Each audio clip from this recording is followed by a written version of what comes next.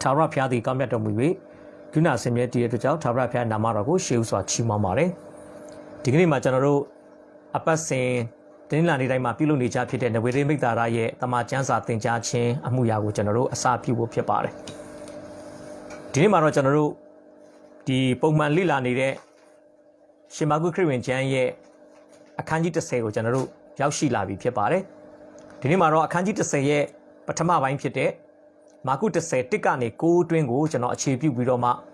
ကွာရှင်းပြည့်စဲခြင်းနှင့်ပတ်သက်၍ဖာရိရှဲတို့၏အမေနှင့်အစေခံကျွန်၏အဖြေဆိုပြီးကျွန်တော်ခေါင်းစဉ်တက်ပြီးတော့ကျွန်တော်ဝေငှပေးခြင်းပါတယ်ခေါင်းစဉ်ကိုဒုတိယအကြိမ်မြောက်ကျွန်တော်ပြန်ပြောပြခြင်းတယ်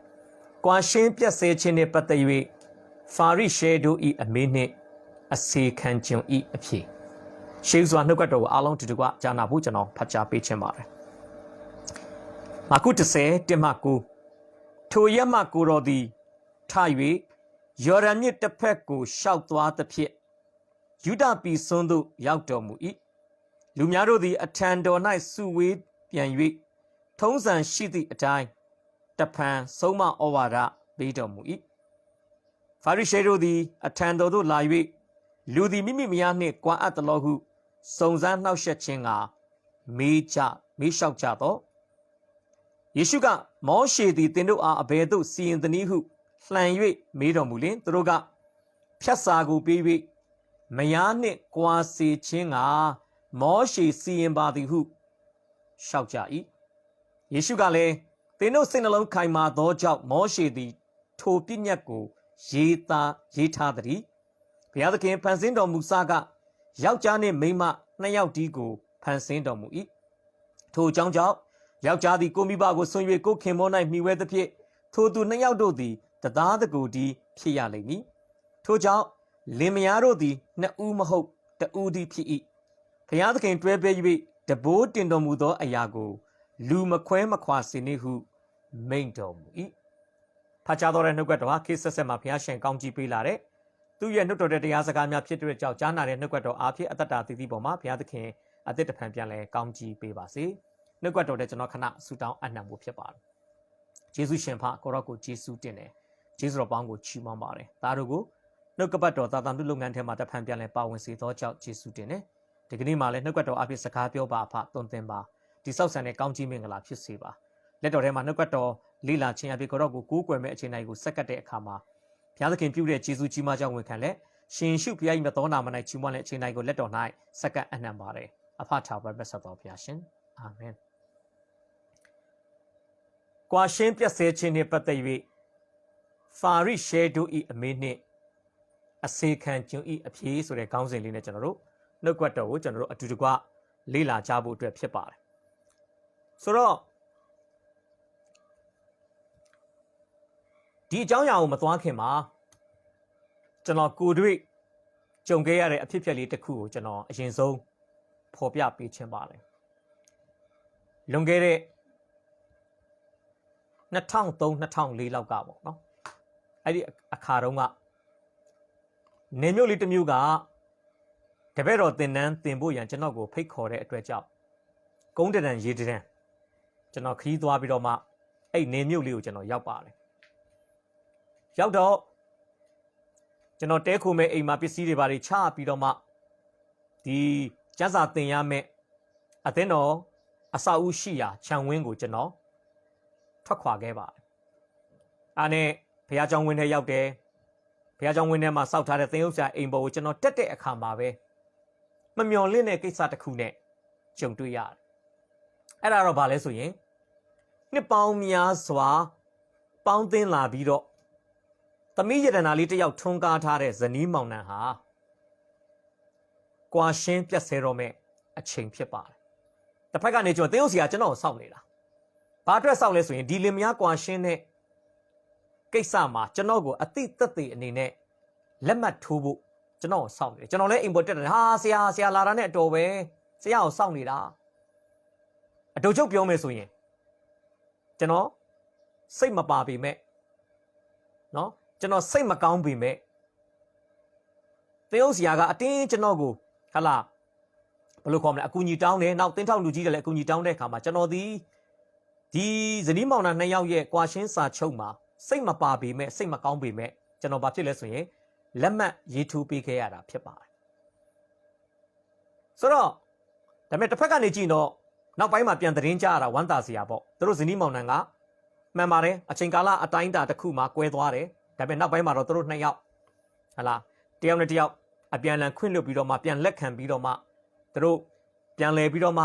ဟာလာဇနီးမောင်နှံအနေနဲ့ပြန်လဲပြီးတော့မှဟာလာပေါင်းသင်းလာတာအခုဆိုရင်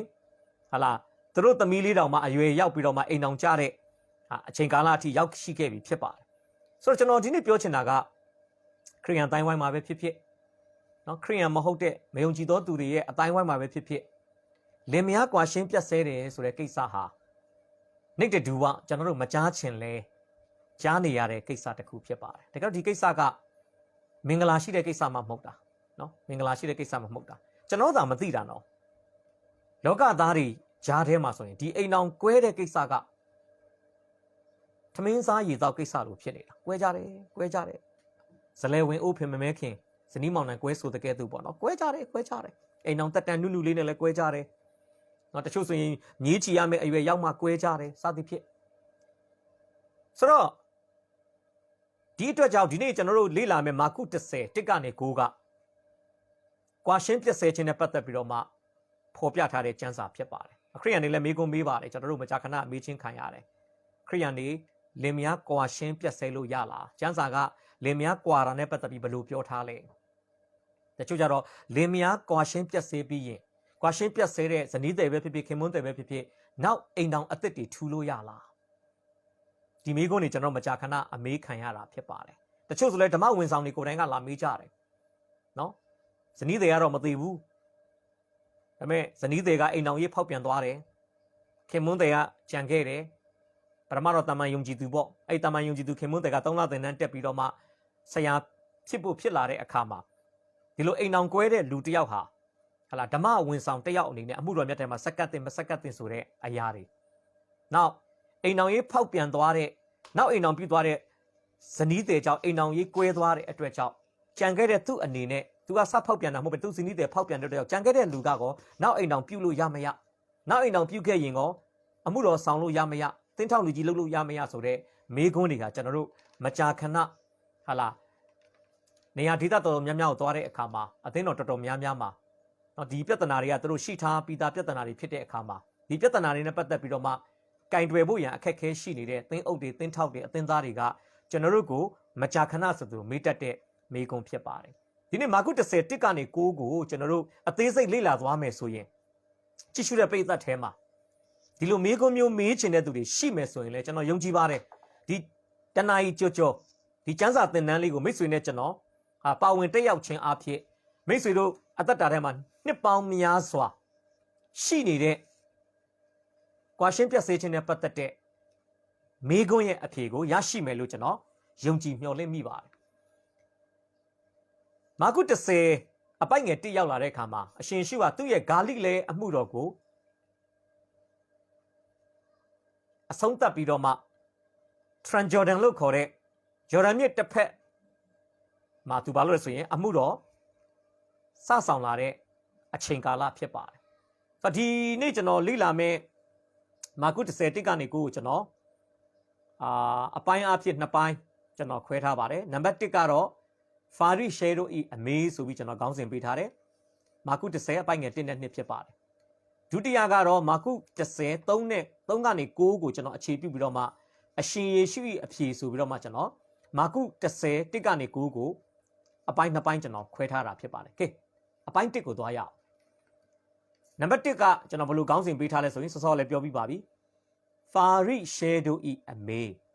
အပိုင်းငယ်1အပိုင်းငယ်2ဆိုတော့အဓိက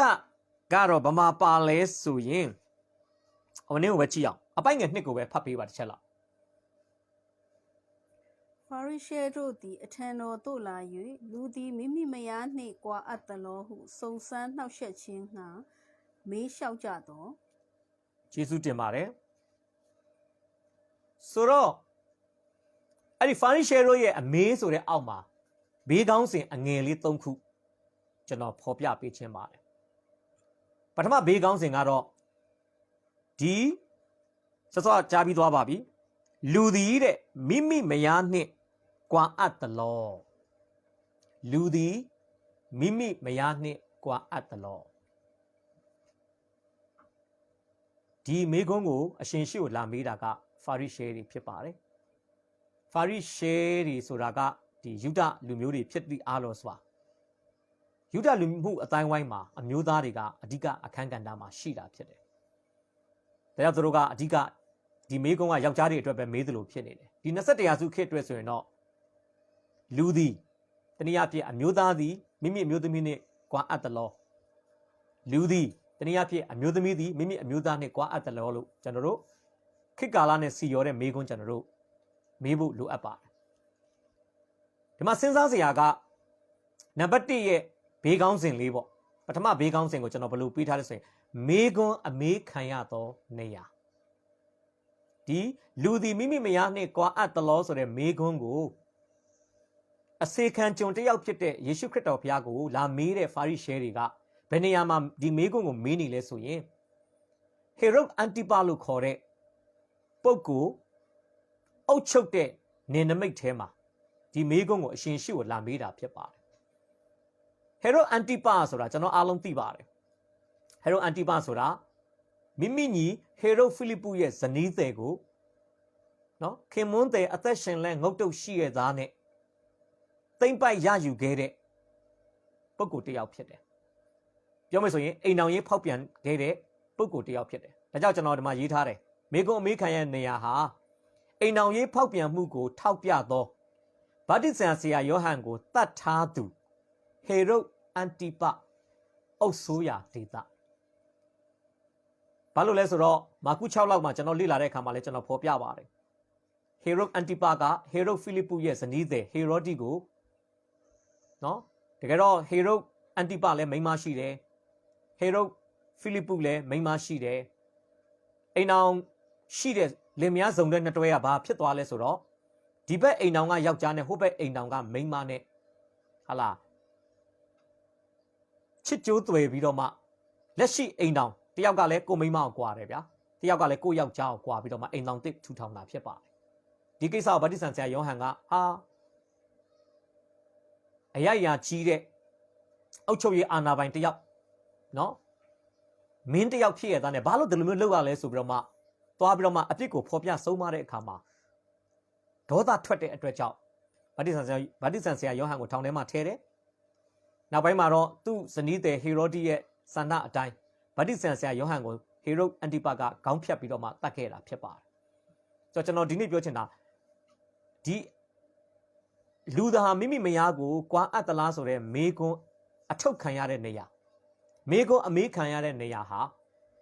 ဒီလိုအိမ်တော်ရေးဖောက်ပြန်တဲ့ကိစ္စနဲ့ပတ်သက်ပြီးထောက်ပြခဲ့တဲ့ဗတ္တိဇံဆရာယောဟန်ကိုတတ်ခဲ့တဲ့ပုဂ္ဂိုလ်အုပ်ချုပ်တဲ့ဒေသဆိုတာကိုမျက်စိထဲမှာမြင်စေခြင်းတယ်နောက်နံပါတ်1ရဲ့ဒုတိယမေခွန်းပေါ့မေးတဲ့မေခွန်းဒုတိယအချက်မေးတဲ့မေခွန်းကဒီယုဒလူမျိုးအတိုင်းဝိုင်းမှာဆိုလို့ရှိရင်ဒီမိန်းမကိုကွာတင့်သလားဆိုတဲ့မေခွန်းဟာတကယ်လွန်စွာအငင်းပွားစေတဲ့တစ်ဖက်နဲ့တစ်ဖက်ဟာလားအမျက်ဒေါသတွေနဲ့ဟာလားကျွန်တော်ထင်တယ်ကိုထိလက်ရောက်တောင်မှကျူးလွန်နိုင်တဲ့မေခွန်းမျိုးပြောချင်တာ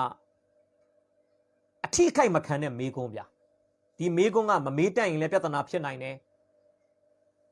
ပိဋကလိုချင်တဲ့အဖြေကိုမပေးတတ်ရင်လည်းပြဿနာဖြစ်နိုင်တယ်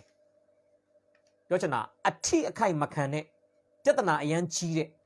ကင်တွဲရတာအရန်ခက်တဲ့အဖြေပေးရတာအရန်ကိုလက်ပေါက်ကတ်တဲ့မေခွန်းဆိုတာကျွန်တော်ဒီနေ့ဖော်ပြပေးခြင်းပါတယ်မေးတဲ့မေခွန်းလွန်စွာအငင်းအခုံဖြစ်စေတဲ့မေခွန်းဖြစ်တယ်ကဲနံပါတ်1ရဲ့တတိယတစ်ချက်မေခွန်းရဲ့အဖြေအတွက်ရရှိလာနိုင်တဲ့တုတ်ပြန်မှုဒီမေခွန်းအဖြေကိုဗျာကျွန်တော်တို့မှမဟုတ်ဘူးဒီခေတ်လည်းမေးတာပဲလေလင်မယားကွဲသင့်လားလင်မယားကွဲပြီးရင်နောက်အိမ်တောင်ပြုတ်သင့်လားတချို့ကမေခွန်းလာမေးကြတဲ့ကသူတို့ကြားချင်တဲ့အဖြေကရှိပြီးသားသူတို့ကြားချင်တဲ့အဖြေကိုကျွန်တော်မဖြေဘဲနဲ့ကျန်းစာအတိုင်းကျွန်တော်ဖြေတဲ့အခါမှာတချို့ကကျွန်တော်တို့ကိုစိတ်ခုသွားတယ်မျက်နှာပြက်သွားတယ်ဒါကျွန်တော်တို့တာမန်လူပါတာမန်လူဖြစ်တဲ့ကျွန်တော်တို့လည်းဒီလိုမျိုးကြုံနိုင်တယ်လို့ ဖျားစင်စစ်ကနေလူစားတိခံတဲ့အရှင်ရှုကိုတော်တိုင်တောင်မှဒီလင်မယားကွာတဲ့ကိစ္စနဲ့ပတ်သက်တဲ့မေကုန်းကိုအဖြေပေးတဲ့အခါမှာလူတရားမှာတရားခြေနှက်တဲ့အဖြေကိုမပေးနိုင်ဘူးဆိုတာကျွန်တော်ဒီနေ့ဖော်ပြပေးခြင်းပါတယ်ဒါကြောင့်မေကုန်းရဲ့အဖြေအတွက်ရရှိလာနိုင်တဲ့တုတ်ပြန်မှုအရှင်ရှုမိသည့်အဖြေကိုပေးနော်ဘာဖြစ်နိုင်လဲတစုံတစ်ယောက်ကိုစိတ်မကြည်နှက်မှုဖြစ်စေနိုင်ခရစ်တော်ပေးလိုက်တဲ့အဖြေဟာပိဋကတ်ထဲမှာရှိတဲ့တယောက်ယောက်ရဲ့စိတ်ကိုအနှောက်အယှက်ပေးနိုင်တယ်ခရစ်တော်ပေးလိုက်တဲ့အဖြေကြောင့်အဖြေပေးသောခရစ်တော်ပင်လေအဖမ်းခံရမယ့်အကြောင်းပြချက်တစ်ခုခုပိဋကတ်ထဲကလူတွေစီမှာရသွားနိုင်အရှင်ရှုဆိုတဲ့ပုဂ္ဂိုလ်ကလင်မယားကွာရှင်းပြဆဲတဲ့ကိစ္စနဲ့ပတ်သက်ပြီးဒီလိုဖြေပါတယ်ဒါငါတို့ယူဒလူမျိုးတွေရဲ့ခေတ်ဆက်ထုံးပုံအစဉ်လာအရာယုံကြည်ခဲ့တဲ့အရာနဲ့မကိုက်ညီဘူးဒီလူဟာငါတို့ရဲ့တသက်လုံးယုံလာတဲ့ယုံကြည်မှုတွေကိုဟလာဖောက်လွဲဖောက်ပြန်ဖြစ်အောင်တွန်းသွင်းတဲ့လူတွေကိုအယူလွဲစေတယ်ဆိုပြီးတော့မှအရှင်ယေရှုကိုအမျက်ဒေါသချောင်းချောင်းထွက်နိုင်တယ်ဒါကြောင့်ကျွန်တော်ပြန်ပြောမယ်ဆိုရင်ဖာရိရှဲတွေရဲ့အမေကွန်မေးတဲ့နေရာလင်မယားကွဲပြီးတော့မှအိမ်တောင်တစ်ထူထားတဲ့ဟေရုအုပ်ဆိုးတဲ့နေရာအဲ့ဒီအိမ်တောင်တစ်ထူတဲ့ကိစ္စကိုအပြစ်ဖော်ပြတဲ့ပုံကိုတတ်ထားတဲ့သူအုပ်ချုပ်တဲ့နေရာဖြစ်တယ်မေးတဲ့မေကွန်းကလည်းပြဿနာကိုဟလာဖြစ်စေနိုင်တဲ့လုံစွာအငင်းကုန်ဖြစ်စေတဲ့မေကွန်းဖြစ်တယ်အဲ့ဒီမေကွန်းကိုအဖြေပေးမယ်ဆိုလဲလူတိုင်းစိတ်ကြည်တဲ့အဖြေကိုမပေးနိုင်နဲ့အဲ့ဒီအဖြေကြောင့်တရားရောက်စိတ်ခုနိုင်တယ်အဲ့ဒီအဖြေကြောင့်အဖြေပေးသောသူပင်လေအဖမ်းဆီးခံရနိုင်တယ်ဆိုတာကျွန်တော်ဒီနေ့ဖော်ပြပေးခြင်းပါတယ်ကဲနံပါတ်2ကိုသွားရအောင်နံပါတ်2ကိုတော့ကျွန်တော်ဘယ်လိုခေါင်းစဉ်တက်ထားလဲဆိုရင်အရှင်ယေရှု၏အဖြေစောလည်းကျွန်တော်ပြောပြီးသွားပါပြီအရှင်ယေရှုအဖြေအဲ့ဒါကတော့အပိုက်ငယ်3ကနေ6အတွင်းမှာကဲ3ကနေ6အတွင်းကိုကျွန်တော်မဖတ်သေးဘဲနဲ့အပိုက်ငယ်3တစ်ချက်ကိုကျွန်တော်ဖတ်ကြည့်ရအောင်ယေရှုကမောရှေသည်သင်တို့အားအဘယ်သို့စီရင်သနည်းဟုလှန်၍မေးတော်မူလျှင်ကဲခရစ်တော်ကမေးခွန်းကိုချက်ချင်းမေးခွန်းနဲ့အဖြေမပေးဘူးဗျခရစ်တော်ကဖာရိရှဲတွေမေးတဲ့လူသည်မိမိမယားနဲ့ကွာအပ်သလောဆိုတဲ့မေးခွန်းရဲ့အဖြေကိုဖြေတဲ့အခါမှာခရစ်တော်ကမေးခွန်းပြန်ထုတ်ပြီးတော့သူတို့မေးတဲ့မေးခွန်းကိုမေးခွန်းပြန်ထုတ်ပြီးတော့အရှင်ယေရှုကအဖြေပေးသွားတာဖြစ်တယ်ကျွန်တော်ပြန်ပြောမယ်ဖာရိရှဲတွေကမေးခွန်းမေးတယ်မေးခွန်းမေးသောသူများကိုအရှင်ယေရှုကမေးခွန်းပြန်ထုတ်ပြီးတော့တနည်းအားဖြင့်ပြောမယ်ဆိုလှလှပပတေတေတတ်တတ်ထိထိရောက်ရောက်အဖြေပေးလိုက်တာဖြစ်ပါတယ်ကဲအမှကျွန်တော်နံပါတ်2ရဲ့ပထမတစ်ချက်အပိုက်ငယ်3ကိုအခြေပြုပြီးတော့မှမေးခွန်းပြန်ထုတ်ခြင်းဗာမေးခွန်းထုတ်လဲစောစောကျမ်းစာဖတ်တာကြားပြီးသွားပါပြီမောရှေသည်သင်တို့အားအဘယ်သို့စီရင်သနည်းယုဒလူမျိုးဆိုတာကပြညတ်တော်ကိုဘဝအသက်တာမှာအခြေပြုပြီးအသက်ရှင်တဲ့လူမျိုးဖြစ်တယ်တခုခုဆိုရင်မောရှေကဒီလိုရေးထားတယ်မောရှေကဒီလိုပြောထားတယ်မောရှေကဒီလိုမိတ်ထားပါတယ်ဆိုပြီးတော့မှသူတို့ကသွားလီသွားထားရှိတယ်ဒါကြောင့်မောရှေရဲ့ကျမ်းစာကိုအမြဲတမ်းလက်ကင်ပြုတဲ့ဂျူးတွေကိုအရှင်ရှုကအဖြေပေးတဲ့အခါမှာနော်မေကွန်းပြန်ထုတ်တယ်အဲ့ဒီမေကွန်းထုတ်တဲ့အခါမှာလဲပရိသတ်ကိုသူကဘာလုပ်ပေးလဲဆိုရင်မောရှေနဲ့ပဲခေါင်းပြန်တည်ပေးတာဖြစ်တယ်ဒါဆိုရင်မောရှေကမင်းတို့ဘယ်လိုပြောလဲခရစ်တော်ကတခုအဖြေပေးလိုက်ရင်မောရှေရဲ့ပြညတ်တော်ကိုလွန်ကျူးပါတယ်ဆိုပြီးတော့မှသူတို့ကအရှင်ရှုကိုပြဿနာရှာနိုင်တယ်အဲကြောင့်အရှင်ရှုကသူတို့တန်ဖိုးထားတဲ့နော်သူတို့ဘယ်လိုခေါ်မလဲအဓိကနေရာမှာထားတဲ့မောရှေရဲ့ပြညတ်တိကျမ်းတွေထဲကဘယ်လိုပြောသလဲဆိုတဲ့အရာကိုအရှင်ရှုကသူတို့ကိုမေးခွန်းပြန်ထုတ်တာဖြစ်ပါတယ်ဆိုတော့အဲ့ဒီခရစ်တော်ယေရှုဖခင်တတ်တော်ထင်ရှားရှိစဉ်ကာလနော်လင်မယားကွာရှင်းခြင်းနဲ့ပတ်သက်ပြီးတော့မှသဘောထားကွဲပြားတဲ့အုပ်စုနှစ်စုရှိတယ်အုပ်စုနှစ်စုရှိတယ်တစုကတော့ရဘိဟီလီလာဝါဒီပေါ့နော်ရဘိဟီလီလာသူ့ရဲ့တပည့်တပန်းနေသူတို့ယုံကြည်ထားတဲ့အရာကဘယ်လိုလဲဆိုရင်သူတို့ရဘိဟီလီလာရဲ့အဖွဲ့တွေယုံကြည်တဲ့ဟာဘာယုံကြည်ဆိုရင်မိသည့်အကြောင်းကြောင့်မဆိုယောက်ျားသည်မိန်းမနဲ့ကွာရှင်းခွင့်ရှိတယ်ဂျူးလူမျိုးတစ်ယောက်ကသူ့မိန်းမကိုမလိုချင်တော့ဘူးဆိုရင်ကြိုက်တဲ့အကြောင်းပြချက်ပေးလို့ရတယ်ဥပမာပေးမယ်ဆိုရင်မင်းထမင်းချက်တာတူးတယ်မင်းထမင်းချက်တာတူးတယ်ဆိုတဲ့အကြောင်းပြချက်နဲ့မိန်းမကိုကွာလို့ရတယ် ဟာရှင်ကျမကဘာလို့ကွာတာလဲမင်းထမင်းချက်တာတူးတယ်မင်းထမင်းချက်တာမနှက်ဘူးနောက်ဘာလို့ရလဲမင်းဟင်းချက်တာအရန်ငံတယ်မင်းဟင်းချက်တာအရန်ပေါ့တယ်မင်းဟင်းချက်တာကြီးကဘလို့ကြီးမှလည်းမသိဘူးအဲ့အကြောင်းပြချက်ပေးလို့ရတယ်ဘာမှမဟုတ်ဘူးနော်တကယ်တော့ထမင်းတူးတယ်ဟင်းငံတယ်ဆိုတာကအဘယ်မီသောအိမ်သူတတ်ထားဇနီးမယားမဆိုဗျာဟောထမင်းဟင်းမချက်တတ်တဲ့မိန်းမတွေတော့ကျွန်တော်မဆိုလို့ဘူးပေါ့မိသားစုမှာထမင်းဟင်းအမြဲတမ်းချက်နေတဲ့မိန်းမတွေကတော့ထမင်းတစ်ချိန်ချိန်တော့တူးဘူးမှာပဲဟင်းတစ်ချိန်ချိန်တော့ငံဘူးမှာပဲဒါတော့ဖြစ်ရဖြစ်စင်ပဲလောကသားစကားရှိတာမလုံမရှုံမပြုတ်နော်အလုတ်လုံရင်တော့အလုတ်နဲ့ပတ်သက်ပြီးတော့မှအနည်းနဲ့အများဆိုသလိုအာသာချက်အားနဲ့ချက်ဖြစ်မှာပဲထမင်းချက်ရင်တော့ထမင်းတူးမှာပဲထမင်းချက်ရင်ထမင်းမနှက်တာနဲ့လည်းကြုံနိုင်တယ်ရေထဲတဲ့အချိန်စလွဲသွားပြီးထမင်းအရန်မာသွားတာအရန်ပျော့သွားတာဒါဖြစ်နိုင်တယ်အဲ့လိုပဲဟင်းလဲအဲ့တိုင်းပဲနော်ကိုကဘယ်လိုခေါ်မလဲဟင်းချက်တုံးကတော့ကွက်တိဆိုပြီးကိုလှုပ်လိုက်တာပဲဒါပေမဲ့နောက်ပိုင်းမှာတော့ဟာရေနဲ့နဲသွားပြီးဆိုရေပြန်ထည့်လိုက်ဟာလားရေပြန်ထည့်လိုက်စီပြန်ထည့်လိုက်အဲ့ဒါနဲ့ဟင်းကကိုလူချင်းတဲ့အရသာမှုတော့ပဲနဲ့လွဲချော်သွားတာလည်းဖြစ်နိုင်တယ်ဒါကြောင့်ဒီရဘီဟီလီလာရဲ့တပည့်တပန်းတွေကဝါဒီတွေကဘာအမြဲတမ်းပြောလဲဆိုရင်မိမနဲ့ကွဲလို့ရတယ်ဘလို့အနေထားမျိုးလဲဘယ်အကြောင်းပြချက်နဲ့မဆိုဒါကြောင့်အဲ့ခစ်ကဂျူးမိန်းကလေးတွေကတော့ကျွန်တော်ထင်တယ်နေ့တိုင်းမျက်ခုံးလှုပ်နေမှာနော်သူ့ယောက်ျားကနော်အငယ်အနှောင်းတွေ့သွားလို့နောက်ထပ်မိမယူချင်တယ်ဆိုရင်လဲကျွန်တော်ထင်တယ်သူတို့ပြဿနာရှာနိုင်တယ်ဗျနော်မင်းကပိန်လွန်းတယ်မင်းကဝလွန်းတယ်နော်မင်းကစကားပြောတာဟာလားအတန်ကျယ်လွန်းတယ်အကြောင်းပြချက်အများကြီးပေးလို့ရတယ်နော်ဒါကြောင့်ရဘီဟီလီလာဝါဒီတွေကတော့မိသည့်အကြောင်းကြောင့်မဆိုမိမနဲ့ကွာရှင်းခွင့်ရှိတယ်နောက်တစ်ဖွဲ့ကတော့ရဘီဟာလားရှိမဲကျောင်းကနေထွက်လာတဲ့သူတပည့်တွေပေါ့ရဘီဆရာရှိမဲရဲ့ကျောင်းထွက်တွေကတော့ဘလို့သတ်မှတ်လဲဆိုရင်လက်မထပ်မီအကျင့်ယုံညံ့မှုများအားနောင်မှသိရှိလင်ယော်ကျေးပြီး၍ကွာရှင်းနိုင်တယ်မိမယူတော့မယ်အဲ့မိမရဲ့နောက်ကျောင်းကိုကစုံစမ်းကြည့်တယ်ကိုတိသူကိုယ်တိုင်ကလည်းဗာတော့လဲကျမအပြိုတယောက်ဖြစ်ပါတယ်အပြိုစင်တယောက်ဖြစ်ပါတယ်သူမိဘတွေကလည်းသူ့သမီးဟာရင်ဖိုတော်မတန်းဘူးတဲ့အပြိုတယောက်ဖြစ်ပါတယ်အဲ့ဒါကိုကသူ့မိဘစကားကိုလည်းယုံတယ်နော်ကိုလက်ထပ်မဲ့ကိုဇနီးတဲ့ရဲ့စကားကိုလည်းယုံပြီးယူလိုက်တယ်ယူပြီးတစ်နှစ်လောက်လားနှစ်နှစ်လောက်လားကြာမှနောက်ဇလန်းတွေပေါ်လာတယ်ယောက်ျားနောက်တညာအိတ်လိုက်ပြေးဘူးတာတွေကိုဝင်ဖြတ်ချဘူးတာတွေနော်အိမ်အောင်ကြခဲ့ဘူးတာတွေကလေးနှစ်ယောက်လောက်မွေးပြီးတော့မှအရင်ယောက်ျားရဲ့မိဘစီမှာထားတာတွေအကုန်လုံးပြန်ပေါ်လာတယ်ဆိုပါစို့အဲ့ဒါဆိုဘာလုပ်လို့ရလဲအဲ့ဒီမိန်းမကိုယော်ကြီးပေးပြီးကွာလို့ရတယ်ဒုတိယတစ်ချက်ကတော့ကျွန်တော်ထင်တယ်ကွာမယ်ဆိုရင်ကွာဖို့သင့်တဲ့အနေထားပေါ့နော်မိန်းမကိုလိန်ပြီးယူတာ哦ဆိုတော့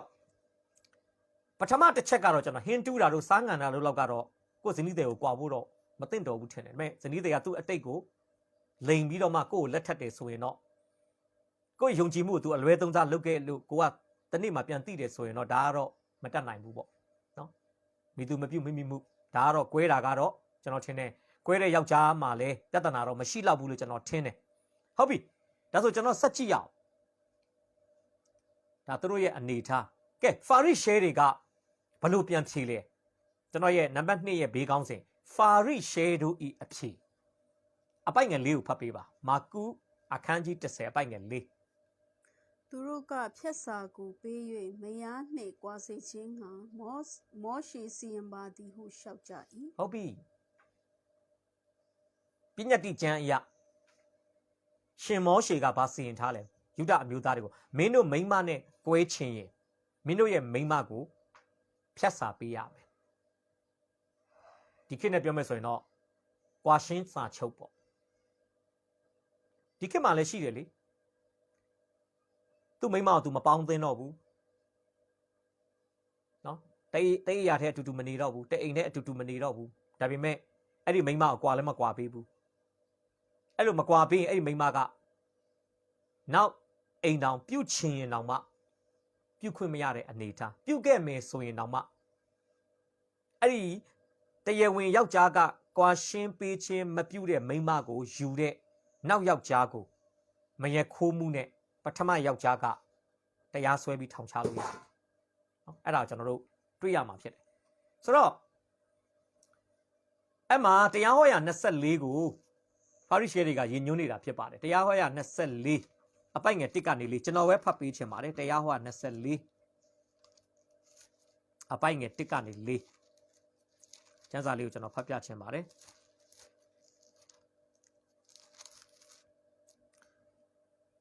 တစုံတစ်ယောက်သောသူသည်တဲ့မယားနှင့်ထိမ်းများ၍ဆက်ဆံပြီးမှတဖန်အပြစ်တင်စရာအကြောင်းရှိသောကြောင့်စိတ်မတွေ့လင်ဖြတ်စာကိုရေး၍သူ၌အပ်ပေးသဖြင့်လွှတ်လိုက်ရမည်ထိုမိန်းမသည်လင်အိမ်မှထွက်သွားသောနောက်အခြားသောသူ၏မယားဖြစ်ရသောအခွင့်ရှိ၏နောက်နေသောလင်သည်လည်းသူ့ကိုမုန်းလင်ဖြတ်စာကိုရေး၍သူ၌အပ်သဖြင့်လွှတ်လိုက်သည်ဖြစ်စေထိုလင်သေးသည်ဖြစ်စေအရင်လွှတ်လိုက်သောလင်ဟောင်းသည်ညဉ့်ညူးချင်းရှိသောထိုမိန်းမကိုနောက်တဖန်မသိမ့်ရထာဝရဘုရားရှေ့တော်၌ဆက်ဆုပ်ရွံရှာပွေသောအမှုဖြစ်၏သင်ဘုရားသခင်ထာဝရဘုရားသည်သင်အမွေခံရဖို့ပေးတော်မူသောပြည်၌အပြစ်မရောက်စေရဟောတွေ့မယ်နော်မောရှေကဘယ်လိုပြညတ်ထားလဲမိန်းမကိုကြွာချင်ရင်ဖြတ်စာပေးရင်အဲ့ဒီမိန်းမကသူ့လက်ထပ်ထားတဲ့ယောက်ျားရဲ့အတိုင်းဝမ်းကနေထွက်ပြီးတော့မှနောက်ယောက်ျားယူလို့ရတယ်နောက်ယောက်ျားကလည်းအဲ့မိန်းမကိုမုန်းတယ်ဆိုရင်ねထပ်ကြွာလို့ရတယ်ကဲကြွာတာပဲဖြစ်ဖြစ်သေတာပဲဖြစ်ဖြစ်အဲ့ဒီမိန်းမသည်ညဉ့်ညူးတဲ့မိန်းမဖြစ်သွားပြီဖြစ်တော့ကြောင့်သူ့ရဲ့ပထမခင်မွန်းတယ်နဲ့ဘယ်တော့မှပြန်ပေါင်းထုတ်လို့မရတော့ဒါတမန်ကျမ်းစာကဖော်ပြတဲ့အနေအထားဖြစ်ပါတယ်ဒါကြောင့်ဒီနေရာမှာအရေးကြီးတဲ့အချက်နှစ်ချက်ကိုကျွန်တော်ဖော်ပြချင်တယ်အရေးကြီးတဲ့အချက်နှစ်ချက်ကဒီမောရှေပြညတ်တဲ့အရာဘာကြောင့်ဖြစ်ပေါ်လာလဲဆိုရင်ဒီပြညတ်ချက်ပေါ့နော်တရားဟောရာ24တစ်ကနေ4ကိုကျွန်တော်ကြည့်တဲ့အခါမှာအရေးကြီးတဲ့အချက်နှစ်ချက်ကိုတွေ့ရတယ်အဲ့ဒါကတော့အဲ့ဒီသတ်မှတ်ချက်ထဲမှာဘာတွေ့လဲဆိုရင်ယောက်ျားကနေမိန်းမကိုကြွာတာပဲတွေ့ရတယ်ဗျမိန်းမကနေယောက်ျားကိုကြွာခြင်းမဟုတ်ဘူးပြန်ပြောမယ်တရားဟောရာ24တစ်ကနေ4ထဲမှာမောရှေဖော်ပြထားတဲ့ဖော်ပြချက်ဟာအိမ်အောင်ရှိသောယောက်ျားကသာလျှင်သူ့ရဲ့ဇနီးသည်ကိုကြွာဖို့လှုပ်ဆောင်ချက်ကိုပဲမှတ်တမ်းတင်တာဖြစ်တယ်မိန်းမကယောက်ျားကိုကြွာတဲ့အကြောင်းကျမ်းစာဖော်ပြတာမဟုတ်ဘဲနဲ့ယောက်ျားကသူ့မိန်းမကိုကြွာခြင်းရင်ဘလို့ကြွာမလဲဆိုတဲ့အကြောင်းပဲဖော်ပြထားတာဖြစ်တယ်။ဘာလို့ဆိုဣသေလအမျိုးသမီးတွေမှာသူ့ခင်မွန်းတဲ့ကိုကြွာပိုင်ခွင့်မရှိဘူး။ယောက်ျားကကြွာလို့သာသူကကြွာခွင့်ရှိတာ။သူ့ဘက်ကနေယောက်ျားကိုမကျေနပ်ရင်လဲမချစ်တော့ရင်လဲမုန်းရင်လဲသူ့ယောက်ျားကနောက်မိန်းမတစ်ယောက်ကိုယူလို့ရှိရင်လဲသူကကွဲပိုင်ခွင့်မရှိ။ယူဒမိန်းကလေးတွေကတနာစရာတော့ကောင်းတယ်နော်။ဣသေလအမျိုးသမီးများသည်ယောက်ျားကိုရှင်ကျမကိုကြွာပေးဆိုပြီးတောင်းဆိုပိုင်ခွင့်လုံးဝမရှိပါမိန်းမဘက်ကစကြွာလို့မရအောင်ဒါပေမဲ့ယောမအမျိုးသမီးတွေကြတော့ယောက်ျားကိုကြွာခွင့်ရှိတယ်ယောမမိန်းမတွေကတော့သူ့ယောက်ျားကိုသူမပေါင်းချင်တော့ဘူးဆိုရင်တရားရုံးမှာတရားဝင်ကြွာလို့ရတယ်ဒါထူးခြားချက်လေးပေါ့ဒါကျွန်တော်ဗဟုသုတအနေနဲ့ကြည့်ရှုနေတဲ့ပရိသတ်တွေကိုကျွန်တော်ဖော်ပြပေးချင်တာဖြစ်တယ်ကျွန်တော်ပြန်ပြောမယ်တရားဟောရာ24တစ်ကနေ4မှာကွာရှင်းပြတ်ဆဲတဲ့စာပေးတဲ့ကိစ္စနဲ့ပတ်သက်ပြီးမောရှေပြောတဲ့အခါမှာယောက်ျားမှမိန်းမကိုကြွာချင်းကိုပဲအဓိကရည်ညွှန်းနေတာဖြစ်တယ်မိန်းမကယောက်ျားကိုကြွာတာကိုဖော်ပြတာမဟုတ်ဘူးနောက်တစ်ချက်ကကြွာရှင်းစာကအမျိုးသမီးကိုလွတ်လပ်သူဖြစ်စေပြီးနောက်အိမ်တောင်ပြုခွင့်ပေးတယ်ဒုတိယခင်မွန်းနဲ့ကြွာပါကပထမခင်မွန်းထံပြန်ခွင့်မရှိအမှတွေ့ရလိမ့်မယ်နော်ဒါကြောင့်အမျိုးသမီးတစ်ယောက်ဒီအဲ့ဒီပြတ်စာကိုတရားဝင်လက်ထဲမှာမရမချင်းနောက်အိမ်တောင်ပြုခွင့်မရှိပါနောက်အိမ်တောင်ပြုရင်သူဒီမြောက်မထားသောမိန်းမတနည်းအားဖြင့်အိမ်တောင်ရေးဖောက်ပြန်တဲ့မိန်းမလို့ယူဒအတိုင်းဝိုင်းကသတ်မှတ်တာဖြစ်ပါတယ်အဲ့ဒါဆိုရင်သူပဲဖြစ်ဖြစ်ပြတ်စာမရသေးတဲ့မိန်းမကိုပေါင်းသိတဲ့ယောက်ျားကိုပဲဖြစ်ဖြစ်မြို့ပြင်ထုတ်ပြီးကြောက်ခဲနဲ့မသေးမချင်းပေါက်လို့ရတာဖြစ်ပါတယ်ဒါကြောင့်ဒီဖာရိရှဲတွေအဖြေပေးတဲ့တရားဟော24တစ်ကနေ4ဆိုတာကဆောစောကပြောတဲ့အချက်နှစ်ချက်ကိုအခြေခံထားတာဖြစ်ပါတယ်ဆိုတော့ဒီကနေ့ကျွန်တော်ပေးချင်တာကဒီတရားဟော24တစ်ကနေ4ထဲမှာပါတဲ့အကြောင်းအရာကအဓိကကွာရှင်းခံရသောမိန်းမရဲ့နောက်အိမ်တောင်ပြုခြင်းကိုတမန်ကျမ်းစာကဖော်ပြချင်တာထက်မိသည့်အခြေအနေတွင်ယောက်ျားမှမိန်းမအားကွာခွင့်ရှိလဲဆိုတဲ့အရာကိုပဲဖော်ပြနေတာဖြစ်ပါတယ်ကျွန်တော်ပြန်ပြောမယ်မိန်းမနောက်အိမ်တောင်ပြုတဲ့အကြောင်းကိုကွာပြီးတော့မိန်းမနောက်အိမ်တောင်ပြုတာကိုကျမ်းစာကအဓိကပြောချင်တာမဟုတ်ဘူး ကျမ်းစာကအဓိကပြောချင်တဲ့အရာကဘလို့အခြေအနေမျိုးမှာယောက်ျားဟာမိန်းမနဲ့ကွာခွင့်ရှိတယ်လဲဆိုတဲ့အနေအထားမျိုးကိုဖော်ပြနေတာဖြစ်ပါတယ်ကဲတရားဟော24အပိုက်ငယ်1တစ်ချက်လောက်ဖတ်ကြည့်ရအောင်တရားဟော24အပိုက်ငယ်1ပြန်ဖတ်ပေးပါ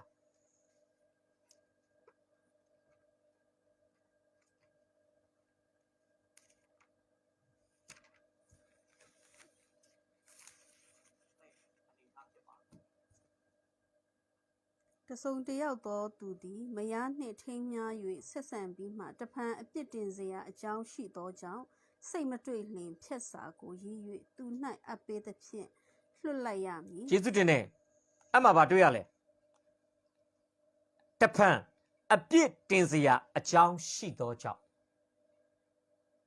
အဲ့ဒီအပြစ်တင်စရာအကြောင်းဟာဘယ်လိုအကြောင်းလဲဆိုတဲ့အတိတ်ပဲဖွင့်ဆိုချက်ဟာယူဒလူမျိုးအတိုင်းဝိုင်းထဲမှာ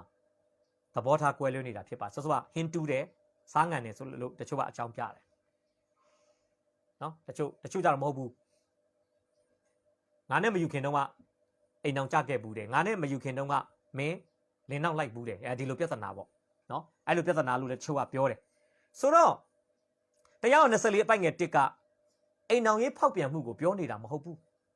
နော်သူတို့လင်မယားနှစ်ယောက်ညားပြီးမှဇနီးတဲ့ရဲ့အိမ်အောင်ရေးဖောက်ပြန်မှုကိုပြောနေတာမဟုတ်ဘူးဘာလို့လဲဆိုရင်တရားဟော22ဝိပုယ20ရှင်ဟန်ခရစ်ဝင်ကျမ်းခန်းကြီး10ပိုက်ငယ်1:17အရာလင်ရှိမယားနဲ့အခြားယောက်ျားဖောက်ပြန်ရင်နှစ်ယောက်လုံးကိုကြောက်ခဲနဲ့ပေါက်တတ်ရတာယူဒလူမျိုးတွေရဲ့တတ်မှတ်ချက်ဖြစ်ပါတယ်ကဲအဲ့ဒါလေးကိုကြည့်စေချင်တယ်တရားဟော22ဖတ်ပေးပါ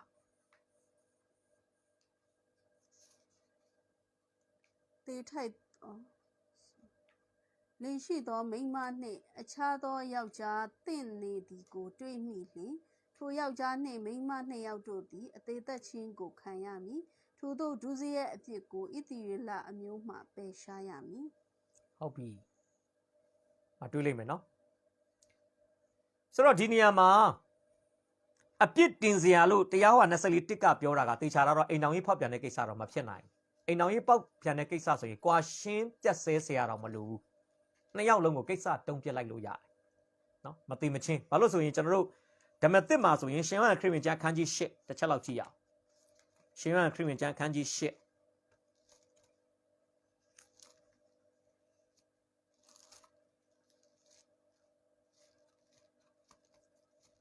အပိုင်ငယ်1ကနေ17အားလုံးတော့မဖတ်တော့ဘူးကျွန်တော်တို့လိုအပ်တဲ့အပိုင်းလေးကျွန်တော်တစ်ချက်လောက်ကြည့်ရအောင်နော်ရှင်ဟန်ခရစ်ဝင်ကျမ်းခန်းကြီး8အပိုင်ငယ်1ကနေ17မှာ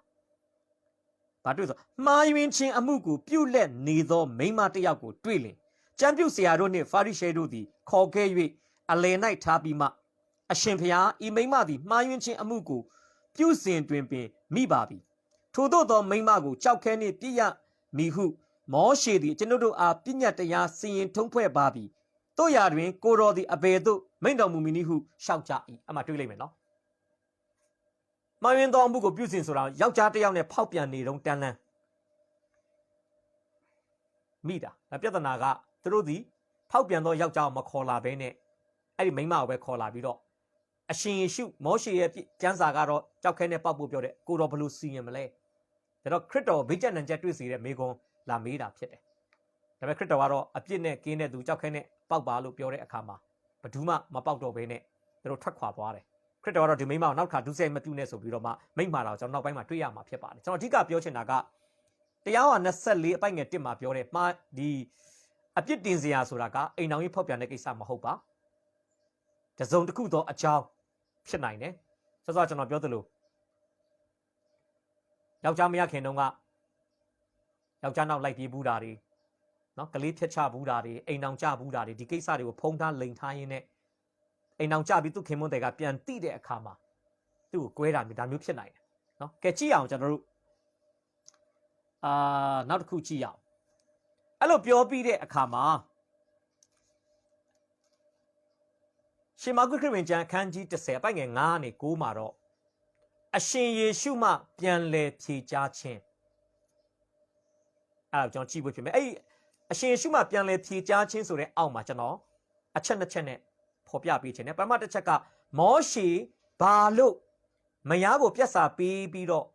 ကွဲကွာရမလဲဆိုတဲ့ပြည့်ညတ်ချက်ကိုမောရှေထုတ်ရတဲ့အကြောင်းအပိုင်ငယ်9ကိုဖတ်ပေးပါ ယေရှုကလည်းသင်တို့စိတ်နှလုံးခိုင်မာသောကြောင့်မောရှေသည်ထိုပြည့်ညက်ကိုရေးထားသည် ။ဘာပြောလဲ။တင်တို့စိတ်နှလုံးခိုင်မာသောကြောင့်လို့ပြောပါတယ်။တင်တို့စိတ်နှလုံးခိုင်မာတဲ့အတွက်ကြောင့်မောရှေဟာဒီပြည့်ညတ်ကိုပေးရတယ်။ပြောချင်တာကိုယူထားတဲ့မိမကိုကွာပါဆိုတာကဖယားအလိုတော်မဟုတ်တယ်လို့ရှင်မောရှေရဲ့ပဂတိစိတ်ဆန္ဒကနေပေါက်ဖွာလာတဲ့အရာမဟုတ်ဘဲနဲ့ဂျူးလူမျိုးတွေနှလုံးသားခိုင်မာလွန်းအားကြီးလို့ဒီသတ်မှတ်ချက်ကိုမောရှေကပြညတ်ပေးရတာဖြစ်ပါတယ်ကျွန်တော်မြင်ပါတယ်မောရှေကတော့လင်မယားမကွဲစေချင်ဘူးချောင်းဖြပါလိမ့်မယ်မရဘူးမရတော့သူတို့ဘာလုပ်မယ်ထင်လဲနော်သူတို့မိန်းမနဲ့ကြွားချင်တယ်သူတို့မိန်းမကိုသူတို့အပြစ်တင်စရာရှိတယ်ဒါပေမဲ့မိန်းမကိုသူတို့တရားဝင်မကွာပေးဘူးကျိုးရှိရှိနဲ့လှန်ထားသူမိန်းမညှင်းဆဲနေတယ်နော်သူတို့ကတော့ဒီမိန်းမကြီးရှိရင်နေရင်တန်းလန်းနဲ့သူတို့ကနောက်မိန်းမယူကောင်းယူမယ်ပြီးတော့ဒီမိန်းမကိုသူတို့ကဘဝကိုရှင်လက်နဲ့သေးအောင်လှုပ်ထားပါလိမ့်မယ်အခိုင်းစီတယောက်လိုအိမ်မှာဟာလာနောက်ယူလာတဲ့မိန်းမရဲ့အဝတ်တွေလည်းရှော့ခိုင်းမယ်ဗျာနော်ကလေးလေးလည်းထိန်းညှင်းဆဲနေတာရက်ထရွာထဲမှာရှိတဲ့အကြီးကဲတွေကဟာအဲ့လိုမလုပ်ပါနဲ့မင်းနောက်မိန်းမယူလဲယူပေါ့အရင်မိန်းမကိုလည်းချစ်ခင်ဆက်ဆံဟာလာဥစ္စာပစ္စည်းတွေဝေမျှရင်လည်းဒန်းတူဝေမျှမဟုတ်ဘူးကျွန်တယောက်လိုညှင်းဆဲလိုက်မယ်အဲ့ဒါမျိုးမိန်းမတွေကဟာလာဒီလင်နဲ့ကွဲပြီးနောက်အိမ်အောင်လဲပြုလို့မရဒီလင်ကလည်းသူ့ကိုမချစ်ကျွန်တယောက်လိုလဲဆက်ဆံအဲ့လိုဘဝကထောင်ကျသလိုပဲဗျအဲ့လိုမျိုးယူဒအမျိုးသားတွေကနှလုံးသားခိုင်မာလွန်းအားကြီးတဲ့အတွက်ကြောင့်မောရှေကဘာလုပ်လဲမင်းတို့ပြတ်စာပေးပြီးကွာမင်းတို့မိန်းမတွေအဲ့လိုမလုပ်နဲ့မင်းတို့ဟာလာသူတို့ဘဝကိုရှင်လက်နဲ့သေအောင်မလုပ်နဲ့မင်းတို့သူတို့ကိုတရားဝင်သူတို့နောက်ထပ်ဟာလာအရွယ်လေးရှိတဲ့အချိန်မှာနောက်အိမ်အောင်ထူချင်းလဲထူလို့ရအောင်သူတို့ကိုလွတ်လပ်ခွင့်ပေးလွတ်မြောက်ခွင့်ပေးဆိုတဲ့သဘောမျိုးနဲ့ပြတ်စာပေးဖို့ဖြစ်လာတာကျွန်တော်ပြောချင်တာပြတ်စာပေးခြင်းသည်ဖယားအလိုတော်မဟုတ်ပါဖယားရဲ့အခွင့်တော်တတ်တာဖြစ်တယ်ဘာလို့အခွင့်တော်ကြောင့်ဒီကိစ္စဖြစ်လာလဲဂျူးလူမျိုးတွေအမတမနှလုံးသားခိုင်မာလို့ကိုယ်ဇနီးတဲ့ပေါ်မှာသူတို့အနိုင်ကျင့်တဲ့အရာတွေဇနီးတဲ့ကိုကွာလည်းမကွာပေးဘူးဟာအနုနီးနဲ့နှိပ်စက်တာတွေရှိနိုင်တယ်အဲ့ဒါမျိုးတွေရှိတဲ့အတွက်ကြောင့်နော်မင်းတို့မိမကိုအပြစ်တင်ပြီးတော့မှဟာလာအမြဲတမ်းဟာလာစိတ်ဓာတ်ရေးရာမှာညှင်းဆဲနေမဲ့အစားမင်းတို့ဇနီးတဲ့မှာမင်းတို့အပြစ်တင်စရာအခွင့်ရှိရင်ပြတ်စာပေးပြီးကွာလိုက်ပါဆိုပြီးတော့မှမောရှေကပြက်သားသားစင်းရှင်းဖို့အတွက်ယူဒလူမျိုးတွေရဲ့နှလုံးသားခိုင်မာမှုပေါ်မှာသူလှုပ်ဆောင်ရတာဖြစ်တယ်ဆိုတာကျွန်တော်ဒီနေ့ဖော်ပြပေးခြင်းပါတယ်ဒါဆိုရင်ကြည့်အောင်ဒါဆိုရင်အပိုင်ငယ်6ကနေ9အတွင်းမှာကျွန်တော်တို့ဘာကြည့်စီခြင်းလဲဆိုရင်ဖယားရဲ့အလိုတော်ဒါဆိုရင်လင်မယားကွဲခြင်းနဲ့ပတ်သက်ပြီးဖယားအလိုတော်ဘယ်လိုရှိလဲတနည်းအားဖြင့်တမန်ကျမ်းစာကဇနီးမောင်နှံတွေကွဲတဲ့ကိစ္စနဲ့ပတ်သက်ပြီးတမန်ကျမ်းစာရဲ့ဖော်ပြချက်ကဘယ်လိုရှိလဲကျွန်တော်ဒီနေ့ကြည့်ဖို့ဖြစ်ပါတယ်အပိုင်ငယ်6ကျွန်တော်ဖတ်ပေးပါဖယားသခင်ဖန်ဆင်းတော်မူစကယောက်ျားနှင့်မိန်းမနှစ်ယောက်ဒီကိုဖန်ဆင်းတော်မူ၏ဟုတ်ပြီနောက်ကပောက်နှစ်21ကနေ23ကပောက်နှစ်21ကနေ23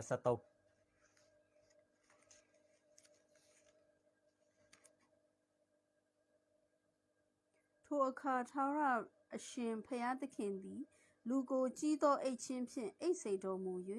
လူသည်အိပ်ပျော်နေစဉ်နံရိုးတစ်ချောင်းကိုဖယားသခင်ထုတ်ပြီးလျှင်ထိုအယိုးအစာအသားကိုဆိတ်ဆက်စေတော်မူ၏ထာဝရအရှင်ဖယားသခင်သည်လူထဲကထုတ်သောနံရိုးဖြင့်လူမိန်းမကိုဖန်ဆင်း၍လူရှိရာသို့ဆောင်ခဲ့တော်မူ၏ယေရှုတင်တယ်ဖယားသခင်ဖန်ဆင်းတော်မူစကယောက်ျားနဲ့မိန်းမနှစ်ယောက်ဒီကိုဖန်ဆင်းတော်မူ၏ဒါအရန်အရေးကြီးပါတယ်အရန်အရေးကြီးတယ်ယောက်ျားနဲ့မိန်းမနှစ်ယောက်ဒီဒါယေရှုခရစ်တော်ဘုရားကိုယ်တိုင်ပြောနေတဲ့စကားဖြစ်တယ်ဘာလို့ကျွန်တော်ဒီစကားပြောရလဲဆိုရင်ကပောက်ကျမ်းခန်းကြီး၄မှာဘာတွေ့ရလဲအာဒံနဲ့အေဝါကနေဆင်းသက်လာတဲ့ကာအိနာအာဘေလအကြောင်းကိုကျမ်းစာကမှတ်တမ်းတင်တယ်ကာအိနာကသူ့ညီအာဘေလကိုတတ်ပြီးတော့အယက်တကာကိုထွက်ပြေးတဲ့ခါမှာနောက်မှကာအိနာအိမ်အောင်ကြတာအောင်အဲ့ခါမှာလူတွေကမေးခွန်းထုတ်လာတယ်ကာအိနာဘယ်ကမိန်းမရလဲကျမ်းစာထဲမှာတော့အာဒံအေဝမွေးလာတာညီကို2ယောက်လို့ပဲပြောတယ်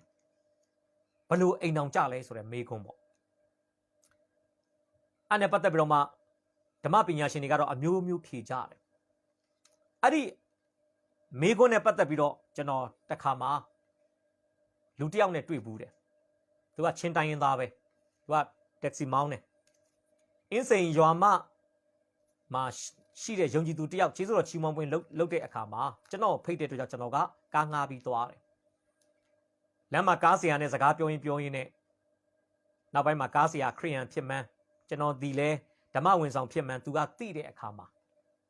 သူလဲကျွန်တော်ဘာလုပ်ချင်လဲဆိုရင်1600ဆင်နဲ့မေးခွန်းပေါ့သူကဘာပြောစင်ကျွန်တော်အသင်းတော်ကဟာလာအမှုတော်ဆောင်ဆရာတွေကတော့ဒီကာအိနာရတဲ့ဟာလာမိမကိုဟာလာအာရန်အေဝါကဆင်းသက်လာတဲ့ကာအိနာရဲ့ဟာလာအခြားသောမောင်နှမတွေထဲကတက်ရောက်လို့ပြောတယ်ဆရာကျွန်တော်ကတော့အဲ့လိုလက်မခံဘူးအဲ့ဒီပုဂ္ဂိုလ်ကတော့ဗာပြောရဲဆိုတော့ကပောက်ကျန်ခန်းကြီး1ကိုဆရာဖတ်တဲ့ကပောက်ကျန်ခန်းကြီး1ပိုက်ငယ်26မှာဖခင်ကလူယောက်ျားလူမိန်းမကိုဖန်ဆင်းတယ်တဲ့ကပောက်1မှာပြီးတော့ကပောက်ကျန်ခန်းကြီး2ယောက်ျားမှရောက်လာမှအာဒံကိုနန်ယုနဲ့အာဒံကိုမြေမုံနဲ့ဖန်ဆင်းပြီးအာဒံရဲ့ဇနီးသည်ဖြစ်လာမဲ့လူမိန်းမအေဝါကိုအာဒံရဲ့နန်ယုနဲ့ဖန်ဆင်းတာကိုကျမ်းစာမှတ်တမ်းတင်တယ်အဲ့ဒါကြောင့်ဖြစ်နိုင်တာကကပောက်ကျန်ခန်းကြီး2မှာဖခင်သခင်ဖန်ဆင်းတဲ့အာဒံအေဝါကနေမွေးလာတဲ့ကာအိနာရတဲ့မိန်းမဟာကပောက်ကျန်ခန်းကြီး1မှာဘုရားသခင်ဖန်ဆင်းတဲ့ဟိုယောက်ျားဟိုမိန်းမရဲ့သမီးတစ်ယောက်ဖြစ်မယ်ဆိုပြီးတော့မှအဲ့ဒီပုဂ္ဂိုလ်ကကျွန်တော်ကိုပြောပါတယ်ကျွန်တော်ကားပေါ်ကဆင်းတဲ့အထိသူနဲ့အငင်းခုန်ဖြစ်ပြီးတော့ပဲဆင်းသွားတယ်ကျွန်တော်ကသူ့ကိုပြောပြတယ်မဟုတ်ဘူးကပောက်1မှာပေါ်ပြတဲ့ယောက်ျားမိန်းမဆိုတာကဖန်ဆင်းခြင်းကိုဘုရားသခင်ကရေဘူးရဆန်ဆန်ပေါ်ပြတာ generally ဒါပေမဲ့ကပောက်2မှာကျတော့ကပောက်1မှာဖန်ဆင်းခဲ့တဲ့လူယောက်ျားလူမိန်းမကိုဘလို့အသေးစိတ်ဖန်ဆင်းလဲဆိုတာကိုဘုရားကအသေးစိတ်ပြန်ဖော်ပြတာနော်လူယောက်ျားကိုတော့မြေမှုန့်နဲ့ဖန်ဆင်းတယ်လူမိန်းမကိုတော့လူယောက်ျားရဲ့နိုင်ယုံနဲ့ဖန်ဆင်းတယ်ဆိုပြီးဖော်ပြတာဘာလို့ဆိုခရစ်တော်ပြောတဲ့စကားမှာကြည့်လေဖန်ဆင်းတော်မူစားကလူယောက်ျားလူမိန်းမ2ယောက်ဒီကိုပဲဖန်ဆင်းတယ်ပြောတာ2ယောက်ထဲ4ယောက်လို့လည်းမပြောဘူး5ယောက်လို့လည်းမပြောဘူး10ယောက်လို့လည်းမပြောဘူးအယောက်100လို့2ယောက်ပဲဒါကြောင့်ဖယားသခင်ကဘာဦးအစမှာဖန်ဆင်းခြင်းအစမှာဖန်ဆင်းတဲ့လူသားဟာ2ယောက်ပဲဖြစ်ပါတယ်။တစ်ယောက်ကလူယောက်ျားဖြစ်တဲ့အာဒံတစ်ယောက်ကလူမိန်းမဖြစ်တဲ့အေဝါဖြစ်ပါတယ်။2ယောက်ပဲဘုရားဖန်ဆင်းတယ်။2ယောက်ပဲ။နော်2ယောက်နဲ့တဘဝကိုဘုရားသခင်ကတည်ထောင်ပေးတယ်။ဒါကြောင့်လက်ထက်ထိမ်းများခြင်းအစဘုရားသခင်ကလို့ပြောလို့ရတယ်။ဘာလို့လဲ။ကျွန်တော်တို့ဒီခေတ်မှာကြည့်ရင်တော့ယောက်ျားတစ်ယောက်မှာအဖေမေရှိတယ်မိန်းမတစ်ယောက်မှာလည်းအဖေမေရှိတယ်မင်္ဂလာဆောင်တဲ့အခါမှာယောက်ျားလေးအတွက်လည်းယောက်ကတိယောက်ခမရှိတယ်မိန်းကလေးအတွက်လည်းယောက်ကတိယောက်ခမရှိတယ်ဒါပေမဲ့အာဒံအေဝါအတွက်ကတော့အာဒံရဲ့ယောက်ကတိယောက်ခမလည်းဘုရားသခင်ပဲဖြစ်တယ်လို့အေဝါရဲ့ယောက်ကတိယောက်ခမလည်းဘုရားသခင်ပဲဖြစ်တယ်သူတို့က2ယောက်လုံးရဲ့မိခင်ဖခင်နေရာမှာရှိတာဘုရားဒါကြောင့်လက်ထပ်ထိမ်းများခြင်းကိုကဘာမြေကြီးပေါ်မှာလူမှုအတိုင်းဝိုင်းမှာစတင်တည်ထောင်တာဘုရားကိုယ်တော်တိုင်ဖြစ်တယ်တချို့ဘာသာရေးမှာအယံကိုအဆုံးရောက်တဲ့သူတွေကတော့လက်ထပ်ထိမ်းများခြင်းဆိုတာဇာတိသဘောဆန်တယ်အမတန်မှယွန်ရှာပွဲကောင်းတဲ့အရာညစ်ညူးတဲ့အရာလက်ထပ်တာကမကောင်းဘူးဆိုပြီးတချို့ကပြောပါတယ်ကျမ်းစာရကြည့်မယ်ဆိုလက်ထပ်ထိမ်းများခြင်းဆိုတာဖယားကိုယ်တော်တိုင်တည်ထောင်ထားတဲ့ကိစ္စတစ်ခုဖြစ်တယ်ဖယားသခင်ဟာမိသားစုကိုတည်ထောင်တဲ့ပုဂ္ဂိုလ်ဖြစ်တယ်ဒါကြောင့်ဖယားသခင်မိသားစုတည်ထောင်တဲ့အခါမှာဘယ်လိုတည်ထောင်လဲယောက်ျားတစ်ယောက်မိန်းမတစ်ယောက်အားဖြင့်ဖယားရှင်ကမိသားစုဘဝကိုကဘာမြေကြီးပေါ်မှာအစပြုခဲ့တယ်ဆိုတော့ကျွန်တော်တို့တွေ့ရမှာဖြစ်ပါတယ်။နောက်ဒီမှာစဉ်းစားဖို့ကလူယောက်ျားကိုမြေမုံနဲ့ဖန်ဆင်းပြီးတော့ဖယားကလူမိန်းမကိုဖန်ဆင်းဖို့ဖြစ်လာတဲ့အခါမှာယောက်ျားကိုကြီးစွာသောအိတ်ချင်းနဲ့အိတ်ခိုင်းတယ်။ဒါကြောင့် conservative တွေကပြောလဲကဘာပေါ်မှာပထမဆုံးမေ့စင်းဆရာဝန်ဟာလဲဖယားသခင်ပဲ။ပြီးတော့ကြီးစွာသောအိတ်ချင်းနဲ့အိတ်ခိုင်းပြီးလူရဲ့နဘေးကနံရိုးကိုထုတ်တယ်အသားကိုစစ်ဆက်တယ်လို့ပြောတာ။ဒါကြောင့် conservative တွေကပြောလဲကဘာပေါ်မှာပထမဆုံးခွဲစိတ်ဆရာဝန်လဲဖယားပဲဘာလို့လဲဒီနေ့ခွဲစိတ်ကုသတဲ့အခါမှာမေ့စေမပေးလို့မရဘူးမေ့စေမပေးရင်အနာလွန်ပြီးတော့မှနာကျင်မှုလွန်ခဲ့ပြီးခွဲစိတ်ခံတဲ့လူကသေသွားနိုင်တယ်အစိမ့်ခွဲလို့ရှိရင်မလွယ်ဘူးဒါကြောင့်လူတွေနာကျင်မှုဒဏ်ကိုခံနိုင်အောင်မေ့စေတွေပေးတယ်ထုံစေးတွေပေးတယ်အားကြောင့်မေ့စေတီထွင်တဲ့လူက ကပောက်ကျန်ခန်းကြီးနှစ်ထဲမှာပါတဲ့လူကိုကြီးစွာသောအိတ်ချင်းနဲ့အိတ်ခိုင်းနေဆိုတဲ့ကျမ်းပိုက်ကိုဖတ်ပြီးတော့မှမိစေးကိုတီထွင်ခဲ့တယ်လို့ကျွန်တော်လေ့လာတွေ့ရှိချက်ဒီကျွန်တော်ဖတ်ဘူးတဲ့စာအုပ်တွေမှာကျွန်တော်ဖတ်ခဲ့ဘူးပါတယ်ဆိုတော့ဟုတ်နော်လူကိုကြီးစွာသောအိတ်ချင်းနဲ့အိတ်ခိုင်းတယ်သူ့နဘေးကနန်ယိုနှစ်ချောင်းမထုတ်ဘူးနော်တစ်ချောင်းပဲနန်ယိုတစ်ချောင်းပဲအဲ့ဒီမှာလဲကျွန်တော်မေးခွန်းမေးခံရတယ်တခါမှကျွန်တော်တနေရာမှာစံစာတင်ပြီးပြန်လာတော့အင်ရှင်ရဲ့မောင်ကကျွန်တော်ကိုမေးတယ်ဆရာအာဒန်နန်ယိုတစ်ချောင်းကိုဘုရားသခင်ထုတ်ထားတယ်ဆိုတော့ကဘာပေါ်မှာရှိသမျှယောက်ျားတွေနန်ယိုတစ်ချောင်းရောက်မှာပေါ့လို့သူကပြောပါအဲ့နဲ့ကျွန်တော်စိတ်ဝင်စားလို့လေ့လာကြည့်တဲ့အခါမှာရော့မယ်ရော့အာဒန်တယောက်တည်းပဲရော့မယ်ဒါအာဒန်တော်ရော့ချင်မှရော့မယ်နော်အသားအယိုးအစားအသားကိုစစ်ဆက်တဲ့အခါမှာအဲ့ဒီအသားဒီပင်လေအယိုးပြန်ဖြစ်နိုင်တယ်အယိုးပြန်ဖြစ်ခဲ့မှာဆိုအာဒန်တော်အယိုးတစ်ချောင်းမှမရော့ကဲအယိုးနေရာမှာအသားကိုစစ်ဆက်လို့ဟလာအေဝါကိုဖန်ဆင်းလိုက်တဲ့အယိုးကဟလာပြန်မပြည့်လာဘူးဆိုရင်တော့နန်ယိုးတစ်ချောင်းရောတဲ့သူကကဘာပေါ်မှာအာဒန်တယောက်တည်းပဲဖြစ်လိမ့်မယ်နော်ဒီနေ့စေသိပ္ပံရကြည့်တဲ့အခါမှာယောက်ျားတိုင်းမိန်းမတိုင်းမှာနန်ယိုကအစုံလင်ပဲဖြစ်တယ်တယောက်မှတစ်ချောင်းမှမရောပြန်ပြောမယ်လူယောက်ျားရဲ့နဘေးကနန်ယိုးတစ်ချောင်းကိုထုတ်တယ်ဖယားသခင်ကမိန်းမ2ယောက်မဖန်ဆင်းပါဘူးတစ်ယောက်ပဲဖန်ဆင်းတယ်ဆိုလို့ချင်တာပါလေဖယားသခင်ဟာမိုနိုဂမီလို့ခေါ်တဲ့တလင်တမယားစနစ်ကိုနှစ်သက်တဲ့ဖယားဖြစ်တယ်ယောက်ျားတစ်ယောက်ကလည်းမိန်းမအများကြီးယူဖို့မဟုတ်တယ်လို့မိန်းမတစ်ယောက်ကလည်းယောက်ျားအများကြီးယူဖို့မဟုတ်ဘူးယောက်ျားတစ်ယောက်ကမရေပြိုင်နေအများကြီးထားဖို့မဟုတ်တယ်လို့မိန်းမတစ်ယောက်ကလည်းလင်းပြိုင်နေအများကြီးထားဖို့မဟုတ်တစ်ယောက်ပဲဒါဘုရားသခင်ရဲ့သတ်မှတ်ချက်ဖြစ်ပါတယ်ဒါကြောင့်မာကု30ကျွန်တော်ခဏကိုကြည့်ရအောင်နော်မာကု30ကျွန်တော်တို့အပိုင်ငယ်8ကိုတစ်ချက်လောက်ဖတ်ပေးပါမာကု30အပိုင်ငယ်8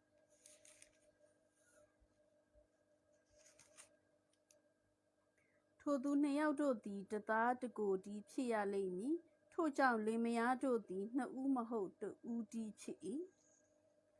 လင်မယား2ယောက်ဟာဒစိတ်တဝင်းကြီးထဲလို့ကျမ်းစာမှာပြောဘူးနော်တသားတကိုယ်ထဲ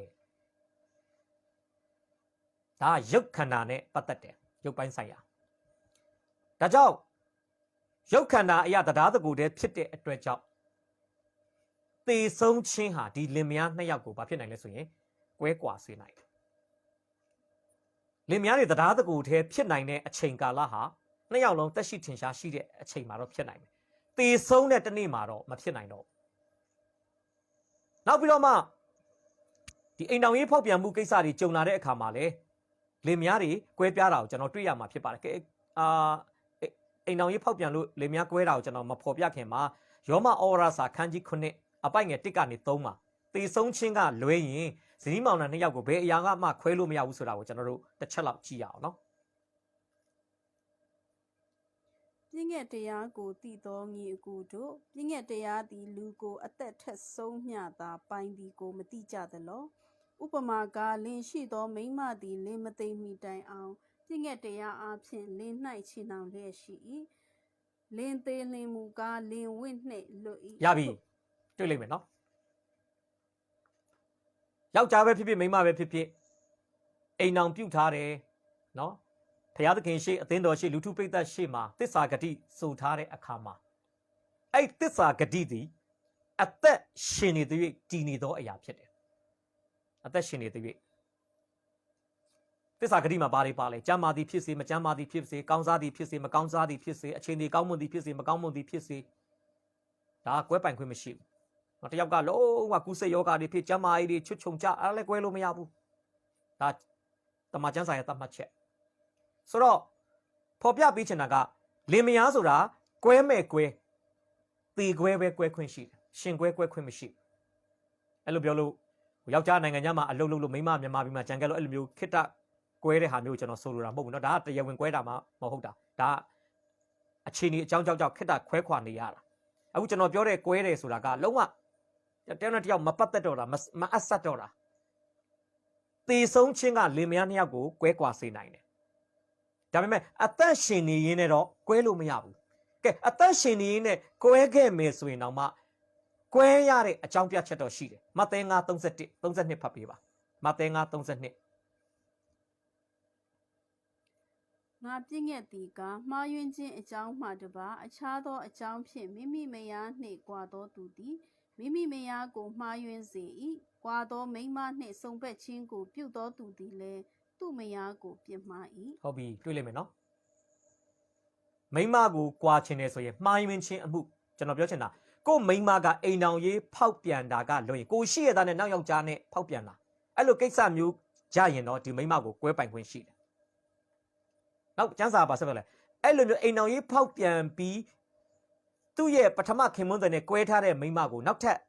လူတစ်ယောက်ကပြန်အိမ်တောင်ပြုတ်ခဲ့မယ်ဆိုရင်လေဒီလူဟာတဲ့ဟလာဒီမိန်းမကိုထပ်ပြီးတော့မှပြစ်မှားတဲ့သူအဲ့ဒါကြီးပြန်ဖတ်ပေးပလား932ငါပြည့်ငက်သည်ကမှားယွင်းခြင်းအကြောင်းမှတပါအခြားသောအကြောင်းဖြင့်မိမိမယားနှင့်ကွာသောသူသည်မိမိမယားကိုမှားယွင်းစေကိုမိန်းမကအိမ်တော်ရေးမဖောက်ပြန်မနဲ့မှားယွင်းစရာအကြောင်းမရှိဘဲနဲ့ကိုကွဲရင်ကိုမိန်းမကိုကိုကပြစ်မှားတယ်ဆက်ဖတ်ပေးပါကွာသောမိန်းမနှင့်စုံဖက်ခြင်းကိုပြုသောသူသည်လည်းသူ့မယားကိုပြစ်မှား၏ကွာတဲ့မိန်းမပထမအိမ်တော်ကကွာလိုက်လို့ဟလာကွဲကွာသွားတဲ့မိန်းမကိုတယောက်ယောက်ကယူမယ်ဆိုရင်လေအဲ့ဒါကဒီမိန်းမကိုပြစ်မှားတယ်ဆိုပြီးတော့မှတမန်ကျမ်းစာကဖော်ပြတာဖြစ်ပါတယ်ဆိုတော့ကျွန်တော်ဒီနေ့ပြောချင်တာကဒီကနေ့ပေးချင်တဲ့အရာကပါလဲဖခင်ရဲ့သတ်မှတ်ချက်မှာယောက်ျားနဲ့မိန်းမဟာတေကွဲကလို့ရင်ဘာမှကွဲလို့မရအောင်ကဲ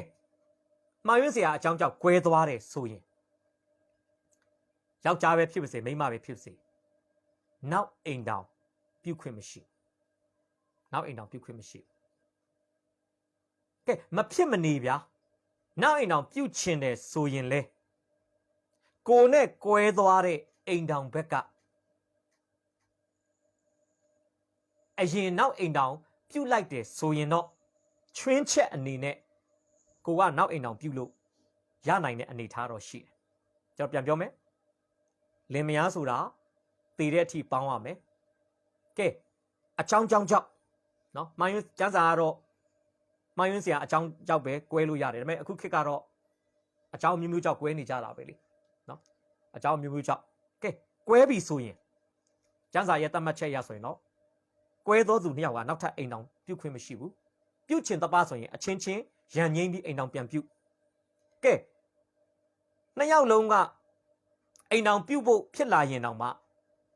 တယောက်ယောက်ကစပြီးဖောက်ပြန်သွားတဲ့အနေထားရှိမှသာလေနောက်တစ်ယောက်က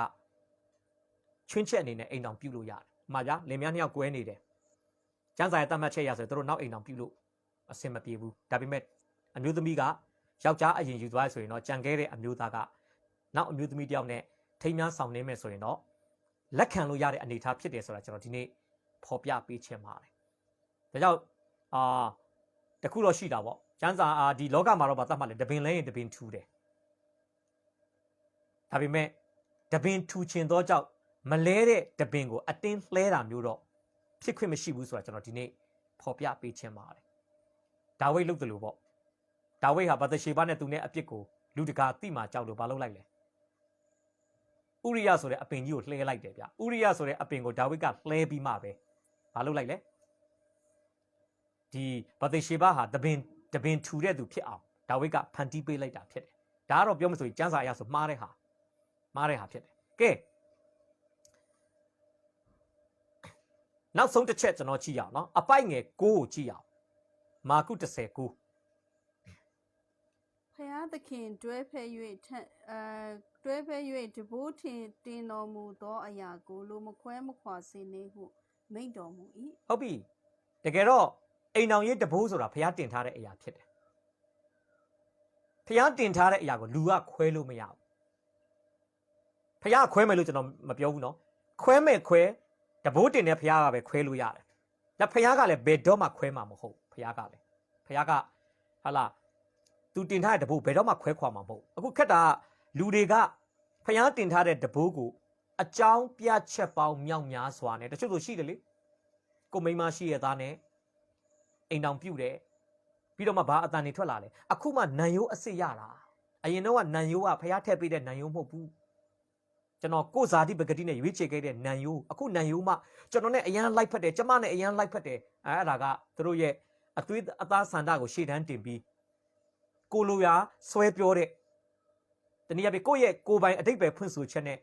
နောက်အိမ်တောင်အသစ်ထူချင်တဲ့အတွက်ကြောင့်ပေးတဲ့အကြောင်းပြချက်ဆိုပြီးကျွန်တော်ဒီနေ့ဖော်ပြပေးခြင်းပါတယ်ကျမ်းစာယုံကြည်သူအချင်းချင်းကွဲတာတောင်မပြောနဲ့နော်ကျမ်းစာဘယ်လောက်တောင်ပြောလဲယုံကြည်သူတယောက်ကမယုံကြည်သူနဲ့လက်ထပ်ထားရင်တောင်မှအဲ့ဒီမယုံကြည်သူကိုကွဲခွင့်မရှိသူ့ကိုသူ့ဘက်ကစာနာရှိလို့ကိုယ့်ကိုကွဲရင်တော့ကိုကခွဲပေးလိုက်ဒါပေမဲ့သူ့ဘက်ကကိုယ့်ကိုသေတဲ့အထိပေါင်းဖို့မယုံကြည်သူကစာနာရှိရဆိုရင်ယုံကြည်သူကသေတဲ့အထိအဲ့မယုံကြည်သူကိုပင်လင်ကိုယ့်ရဲ့ဇနီးတဲ့ကိုယ့်ရဲ့ခမွန်းတဲ့နေနဲ့ပေါင်းရမယ်ဆိုတာကိုတမန်ကျမ်းစာကဖော်ပြထားတာကျွန်တော်တို့တွေ့ရမှာဖြစ်ပါတယ်တစ်ကောအခန်းကြီး9အပိုက်ငယ်10ကနေ15အောင်ကြည့်ရအောင်အဲ့မှာအကျယ်တဝင့်တွေ့ရမှာဖြစ်ပါတယ်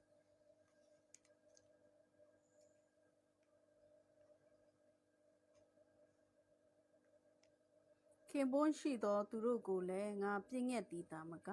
သခင်ဖျားပြည့်ညက်တော်မူသည်ကားမယားသည်မိမိခင်ပွန်းကိုမစွန့်ပစ်စေနှင့်စွန့်ပစ်လျင်ခင်ပွန်းမရှိဘဲနေစေတွေ့ရနော်ကိုယောက်ျားနဲ့မကွာနိုင်လေကွာရင်လည်းနောက်ယောက်ျားမယူပါဘူးဆက်ဖတ်ပေးပါသို့မဟုတ်လျင်ခင်ပွန်းဟောင်းထံသို့ပြန်၍အသင့်အတင့်နေစေယောက်ျားသည်လည်းမိမိမယားနှင့်မကွာစေနှင့်ကျွင်းသောသူတို့ကိုသခင်ဖျားသည်ကိုယ်တိုင်မပြည့်ညက်ဘဲငါပြည့်ညက်သည်ကားတစုံတစ်ယောက်သောညီအကို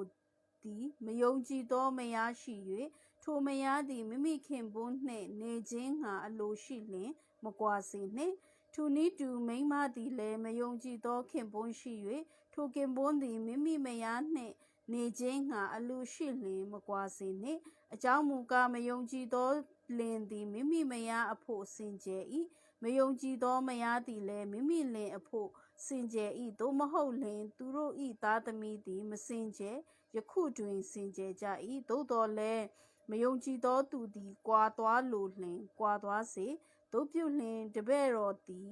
ယောက်ျားဖြစ်စေမိန်းမဖြစ်စေချီနှောင်ခြင်းမရှိငါတို့သည်အသင့်အတင့်နေစေခြင်းငါဖျားသခင်၏ပြည့်ညက်တော်ရှိ၏ယေရှုတင်တယ်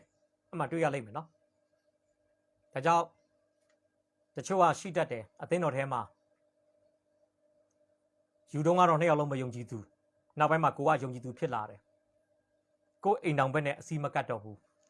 မိတ်ဆွေမပြောင်းလဲခင်တည်းယူထားတဲ့ဇနီးတဲ့ခင်မွန်းတဲ့ဖြစ်တဲ့အတွက်ကြောင့်မိတ်ဆွေပြောင်းလဲသွားရင်တောင်မှတဘိုးမညီတော့ရင်တောင်မှမိတ်ဆွေဟာတေတပံတက်တဆုံးသူ့ကိုလက်ထပ်ခင်မွန်းတဲ့လက်ထပ်ဇနီးတဲ့အနေနဲ့ပေါင်းသိမ့်ဖို့လိုတယ်ဆိုတော့ကျွန်တော်ဒီနေ့ဖော်ပြပေးခြင်းပါတယ်ဒါကြောင့်ချက်တော်မိတ်ဆွေကျွန်တော်ဒီနေ့သင်ကြားတဲ့အရာအားလုံးကိုကျွန်တော်ခြုံလိုက်မယ်ဆိုရင်ကွာရှင်းပြတ်ဆဲခြင်းကိုဘုရားသခင်လုံးဝအလိုမရှိပါမှန်ပါတယ်ကျမ်းစာထဲမှာကွာရှင်းတာတွေပါတယ်ဘာလို့ပါလဲဣသရေလလူမျိုးတွေနှလုံးသားခိုင်မာလွန်းလို့မောရှေကဒီပြည့်ညက်ကိုပြည့်ညက်ပေးရတာဖြစ်ပါတယ်ဣသရေလလူမျိုးတွေသာဖြောင်းဖျားလို့ရခဲ့မယ်ဆိုရင်တမန်ကျမ်းစာထဲမှာပြက်စာပေးပြီးကွာတဲ့ကိစ္စဖော်ပြထားမှာမဟုတ်ဘူးဒါကြောင့်ချက်တော်မိတ်ဆွေခရိယန်ကြီးကိုမောင်နှမတွေကိုကျွန်တော်နှုတ်ကပတ်တော်နဲ့တိုက်တွန်းအားပေးချင်တာကတော့မှန်ပါတယ်လင်းနဲ့မယားရှာနဲ့သွားဆိုသလိုကျွန်တော်တို့ပဋိပက္ခတွေအများတန်းရှိလိမ့်မယ်ဒါကကြရင်ကိုနဲ့သူနဲ့ဂျားမှာရှိတဲ့ကိစ္စကြောင့်ပြဿနာတက်တာမဟုတ်ဘဲနှစ်ဖက်အမျိုးတွေကြောင့်နော်သူ့အမျိုးကိုအမျိုးကြောင့်ပြဿနာတွေတက်မယ်အဲ့ချင်းကြရင်မလူလားအပ်တဲ့ခွန်ကြီးခွန်ငယ်တွေကျွန်တော်ပြောကြမယ်စကားနဲ့အနိုင်ယူမယ်အဲ့ချင်းဒေါသတွေထွက်လာမယ်နောက်ဆုံးတော့ကွဲမယ်ပြဲမယ်တွေဖြစ်လာတယ်အဲ့ချင်းကြရင်စဉ်းစားစီခြင်းတယ်ပထမမိတ်ဆွေတို့အိမ်တော်ကွဲခြင်းဟာဖျားဘုံရှုတ်ချစရာဖြစ်တယ်ဆိုတော့ကျွန်တော်ပြောချင်တယ်ဒုတိယမိတ်ဆွေတို့အိမ်တော်ကွဲခြင်းဟာမိတ်ဆွေတို့ပါဝင်တဲ့အသင်းတော်ကိုလည်းနာမည်ပြည့်စေတယ်ဆိုတော့ကျွန်တော်ဖော်ပြချင်တယ်တတိယမိတ်ဆွေတို့အိမ်တော်ကွဲခြင်းဟာအိမ်တော်ကွဲတဲ့မိတ်ဆွေတို့နှစ်ယောက်လုံးရဲ့ reputation လို့ခေါ်တဲ့ဘာခေါ်မလဲနာမည်ကောင်းခြင်းဂုဏ်သတင်းကိုလည်းထိခိုက်ညှိုးနွမ်းစေတယ်စတုထကတော့မိတ်ဆွေတို့သားသမီးတွေအတွက်လည်းမျက်နှာငယ်စရာဖြစ်ပါတယ်အဖေကလည်းနောက်အိမ်တော်ပြုအမေကလည်းနောက်အိမ်တော်ပြုဆိုရင်တော့ကလေးတွေအတွက်ပထွေးနဲ့သွားနေလဲအစင်မပြေမိတွေးနဲ့နေလဲအစင်မပြေအဖိုးဖွားတွေနဲ့နေလဲအစင်မပြေနောက်ဆုံးတော့အဲ့ကလေးတွေဟာအိမ်တော်ကွဲတဲ့မိသားစုထဲမှာကြီးပြင်းလာတဲ့ကလေးတွေဟာလူမှုအတိုင်းဝိုင်းမှာစိတ်ဒဏ်ရာရပြီးတော့မှတကယ်ကိုဟာလာပေါင်းသင်းဆက်ဆံလို့အမတန်မှခက်ခဲတဲ့သူတွေဖြစ်တယ်ဆိုတော့ကျွန်တော်ဒီနေ့ဖော်ပြပေးချင်ပါတယ်တကယ်တော့အသင်းတော်အစအိမ်တော်ကဖြစ်ပါတယ်အိမ်တော်အစဇနီးမောင်နှံကဖြစ်ပါတယ်ဒါကြောင့်ဖျားတင်ထားတဲ့တဘိုးကိုတမန်ကျမ်းစာနဲ့အညီကျွန်တော်တို့ခြေဆောင်ရင်းရဲ့တိုင်အောင်ထမ်းခြင်းအဖြစ် ကောင်းကင်နိုင်ငံရဲ့အရာသာကိုပတ်ဝန်းကျင်မှာရှိတဲ့မယုံကြည်သေးတဲ့သူတွေကိုကြိုတင်ပြီးစမ်းခိုင်းတဲ့ခရိယန်အိမ်တောင်ခရိယန်မိသားစုအနေနဲ့ကျွန်တော်တို့သွာလာအသက်ရှင်ကြရအောင်ဘလောက်ပဲလင်မယားတွေစိတ်ဆိုးသဘောထားကွဲလွဲတိတင့်တဲ့အရာတခုကတော့ငါတို့ကွဲလို့မရဘူးငါတို့ကွဲနိုင်တဲ့အချိန်ဟာတည်တဲ့အချိန်ငါတို့နှစ်ယောက်ကိုခွဲလို့ရတဲ့သူကဖယားပဲတေချာတာကဖယားကငါတို့ကိုဘယ်တော့မှခွဲမှာမဟုတ်ဘူးဒါကြောင့်ဖယားကလည်းမိတ်ဆွေကိုမခွဲဘူးတည်ချင်းကသာမိတ်ဆွေကိုခွဲနိုင်တဲ့အတွက်ကြောင့်